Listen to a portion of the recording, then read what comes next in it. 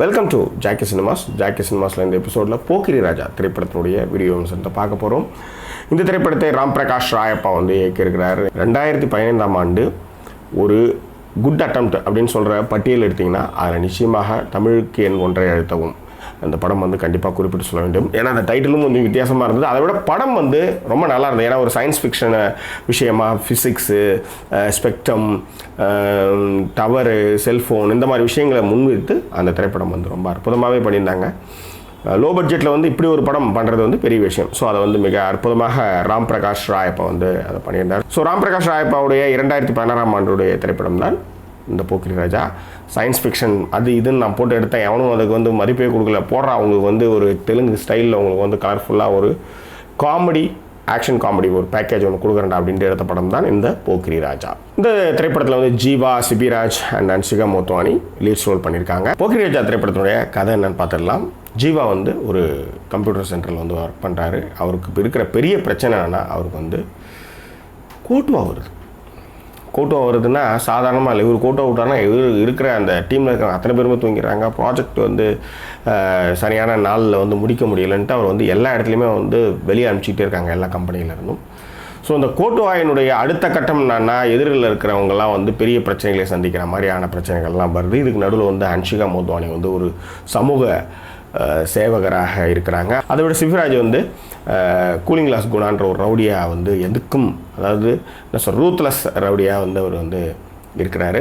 இந்த 3 பேரும் சுற்றி ஒரு மையப்புள்ளியில் வந்து சேர்றாங்க. அது என்னன்றது நீங்கள் படம் பார்த்து தெரிஞ்சுக்காங்க. ஓகே, ஜீவா வந்து எனக்கு ரொம்ப பிடிக்கும். ஏன்னா அவர் வந்து ஹை கிளாஸாக ஒரு கார்ப்பரேட் லெவலில் அவர் வந்து வச்சும் பார்க்கலாம். தர லோக்கலாக வந்து சிவா மனுஷ சக்தி மாதிரி தர லோக்கல்லையும் வந்து சட்டையை ஊற்று போட்டு வந்து மண்ணில் புரண்டு ஒரு டாஸ்மார்க் ஆள் மாதிரியாகவும் அவர் வந்து தன்னுடைய நடிப்பை வந்து வெளிப்படுத்துகிற ஒரு ஆள். அதை விட கற்றல் தமிழ் வந்து அவருடைய மாஸ்டர் பீஸ். ஆனால் அவர் எந்த படத்துலையும் எந்த இன்டர்வியூவில் அதை பற்றி சொல்லவே மாட்டார், என்னன்னு தெரியல எனக்கு.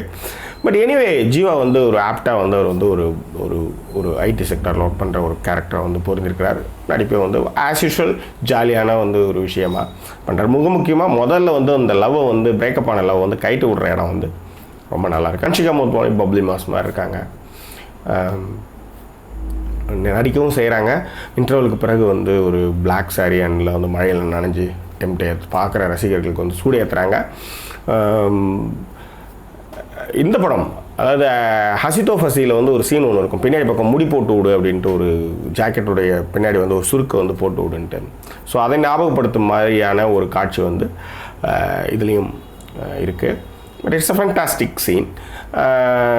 சிபிராஜ் அவர் வந்து எனக்கு தெரிஞ்சவர் வந்து ஹீரோவாக தான் நடிப்பா அப்படின்லாம் இல்லாமல் அழகாக வந்து நாணயம் படத்தெல்லாம் அப்படி நடித்த மாதிரி அவர் அழகாக வில்லன் ரோல் வந்து எனக்கு தெரிஞ்சு பண்ணலாம். என்ன மாதிரி பண்ணுறார், ஃபேண்டாஸ்டிக்கான அவருடைய என்ட்ரி, அவருடைய பாடி லாங்குவேஜ் ரொம்ப அற்புதமாக இருக்குது. மிக முக்கியமாக டேய் தம்பி இப்படி பண்ணுறியாடா, எவங்கிட்டயோ கொடுக்குற விஷயத்துக்குலாம் வந்து டே எனக்கு கத்தோம், டே அவங்க சொந்த விஷயத்தை பேசிகிட்டு இருக்காங்க, ஏன்டா அங்கே போய் தகராறு பண்ணுறீங்கன்ற மாதிரி சட்டிலாக அது வந்து அழகான வந்து அது மாதிரி ரொம்ப கேஷுவலான நடிப்பு.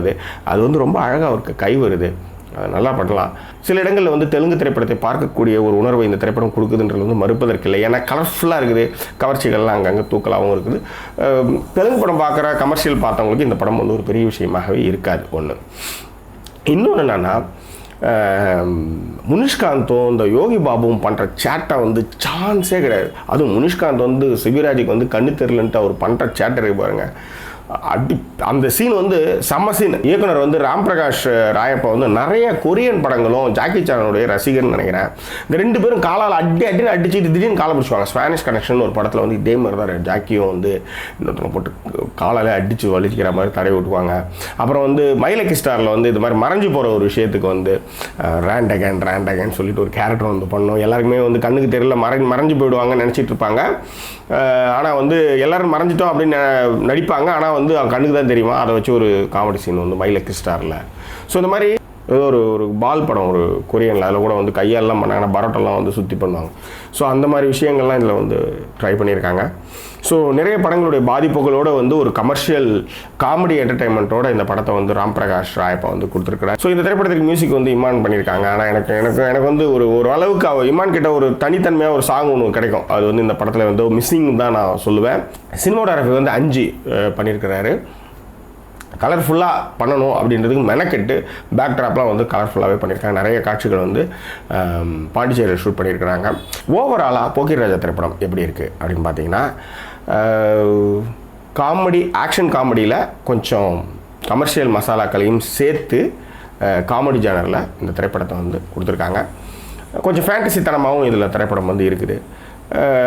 ஸோ இந்த மாதிரி புது விஷயம், அதாவது கோட்டுவா விட்டா பறக்கிறது, இந்த மாதிரி விஷயங்கள்லாம் எடுத்துன்னு வந்ததே வந்து என்னை பொறுத்தவரையிலும் புது முயற்சின்னு தான் சொல்லுவேன்.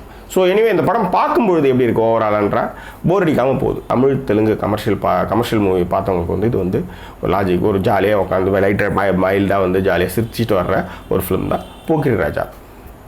ஓகே, இந்த திரைப்படத்துக்கு ஜாக்கி சினிமாஸுடைய மதிப்பு 5க்கு 3.